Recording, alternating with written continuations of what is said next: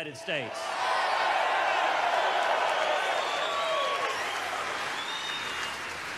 And Neil Gorsuch is a Supreme Court justice.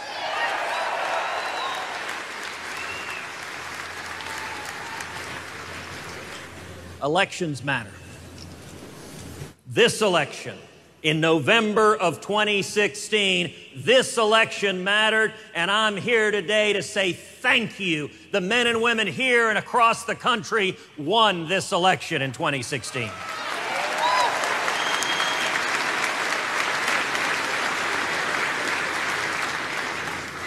This election, in many ways, was a referendum on the Supreme Court of the United States. More so than any election we have seen in our lifetimes. Just over a year ago, Justice Scalia passed away. Justice Scalia was a lion of the law, a principled conservative giant, and his vacancy made this election, in a very real way, turn on what direction the American people wanted the Supreme Court to go. We all remember the debates between Donald Trump and Hillary Clinton. You may recall in particular one debate in which Hillary Clinton talked about the Heller decision, the most important decision Justice Scalia ever authored. And Hillary Clinton, you may recall, talked about Heller was really all about protecting toddlers. Well, I'll confess I know something about Heller because I represented Texas and 30 other states in Heller defending the Second Amendment right to keep and bear arms.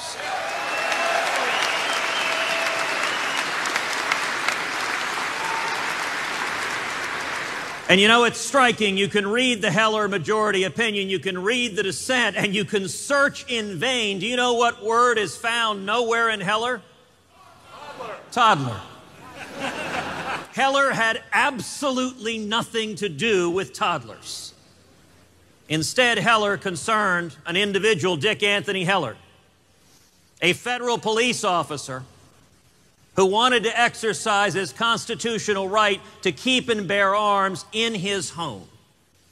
And under the laws of the District of Columbia, it was a criminal offense. D.C. made it a crime for anyone to possess a handgun. And D.C. also made it a crime for anyone to possess an operable long gun, a rifle or a shotgun. Indeed, the laws in D.C. were so nutty that if you had, say, a shotgun in the closet with a trigger lock on it, and a criminal was breaking into your house, was crawling through the window to injure your children, and you took that shotgun and removed the trigger lock, you would have committed a crime in the District of Columbia. That's what Heller was about. It was about whether or not the Second Amendment means what it says. Hillary Clinton in this last election promised she would appoint justices who would overturn Heller. And it's worth pausing to reflect what that would mean. The position of the dissenters in Heller was not that some reasonable restrictions are sometimes permissible.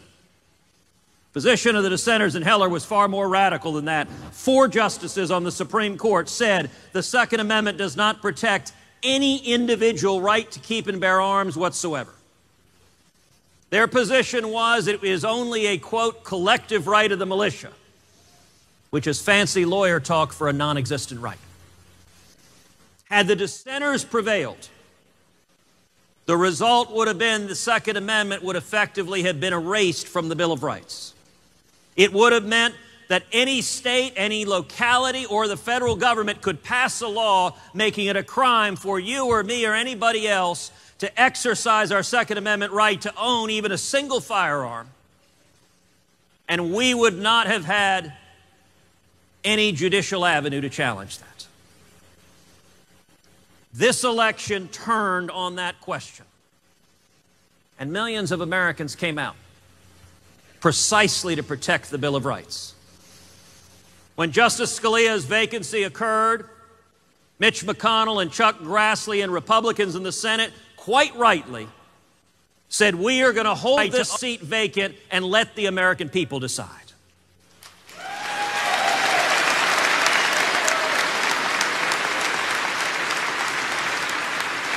That was the right thing to do. It was the principled thing to do. It made this election a referendum on the Supreme Court.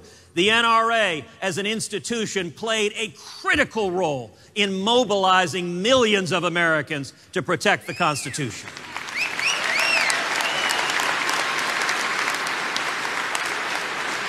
Conservative leaders across this country spoke out. People like my friend Jim DeMint, a strong, principled conservative leader who's been fighting for our rights a long, long time. And when the election results came in, we heard a piercing wail of agony as mainstream media reporters shrieked in horror because the American people had risen up and defied Washington, defied the mainstream media, defied the pundits, and had said, we will defend our Constitution and we will defend our freedom.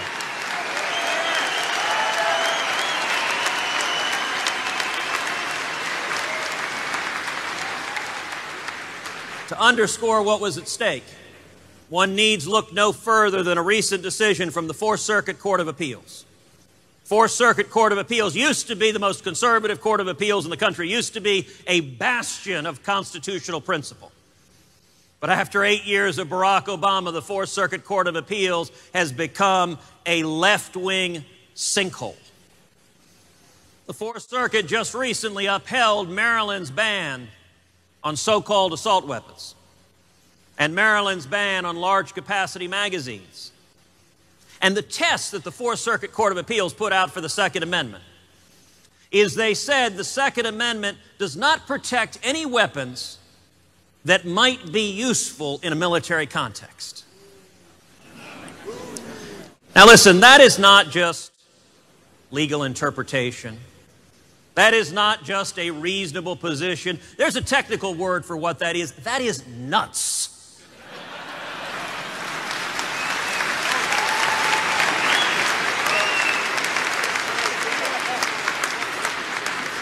When the Second Amendment was drafted, it wasn't about hunting.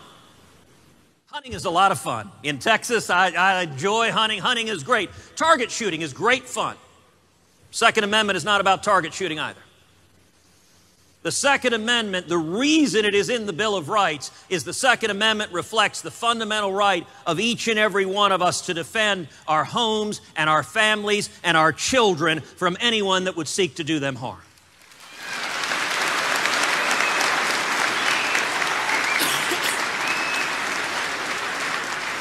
And the Second Amendment was also designed as a check on government tyranny.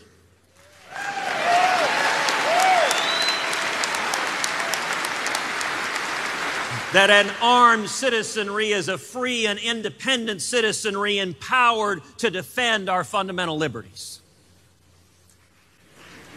You know, you think back to the time of the founding. A musket was pretty darn militarily useful.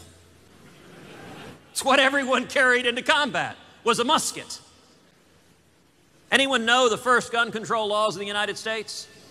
First Congress passed a law mandating that every able-bodied man must own a musket.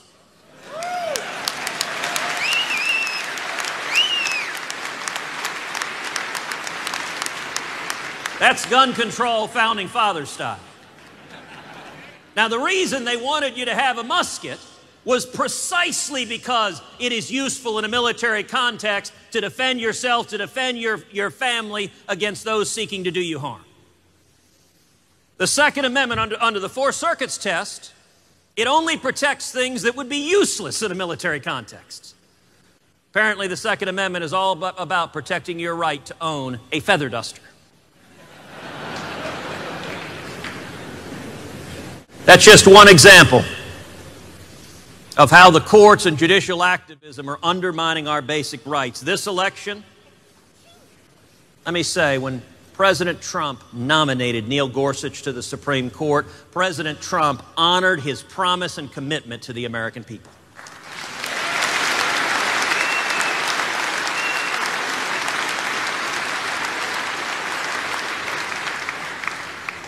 Although that vacancy was at best defensive. It's essentially a status quo vacancy. Justice Scalia, we ain't getting better than Justice Scalia.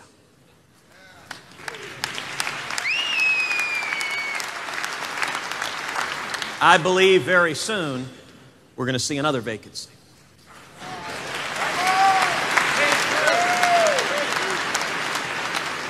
I think the odds are significant that we'll see another vacancy either this summer or next summer. And let me tell you, when that vacancy happens, that is the potential to change the balance of power on the court.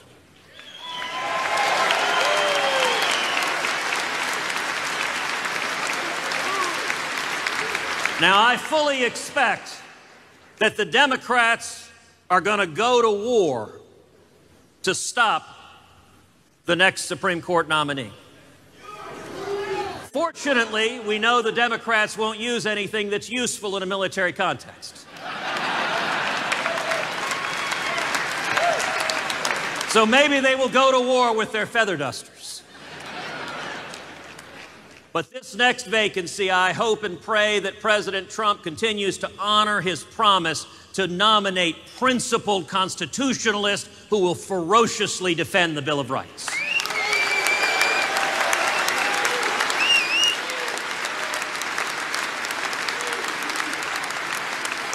And when that happens,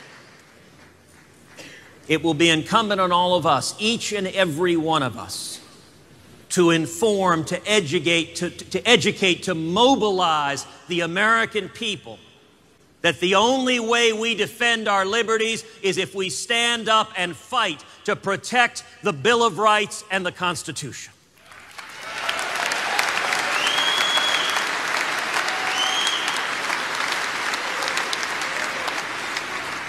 This election was a momentous election. The stakes could not have been higher. And I am here today to say to everyone here, congratulations and thank you for your passion pulling this country back from the brink and protecting our freedoms for our children and our children's children. Thank you and God bless you. We'll make America great again.